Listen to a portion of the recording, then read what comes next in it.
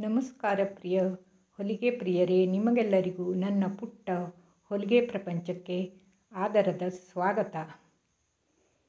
ನಾನು ಇನ್ನು ಮುಂದೆ ನನ್ನ ಹೊಲಿಗೆ ವಿಸ್ಮಯ ಕನ್ನಡ ಚಾನಲ್ನಲ್ಲಿ ಹೀಗೆ ಬಟ್ಟೆಯಿಂದ ತಯಾರಿಸಿದ ಬ್ಯಾಗು, ಪರ್ಸು ಮುಂತಾದವುಗಳನ್ನು ಹೊಲಿಯುವ ಹೇಗೆ ಎಂದು ನಿಮಗೆ ತೋರಿಸಿಕೊಡುವ ಪ್ರಯತ್ನ ಮಾಡುತ್ತೇನೆ.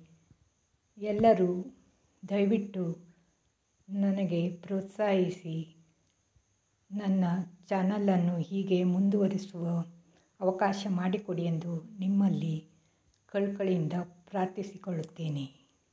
ಧನ್ಯವಾದಗಳು.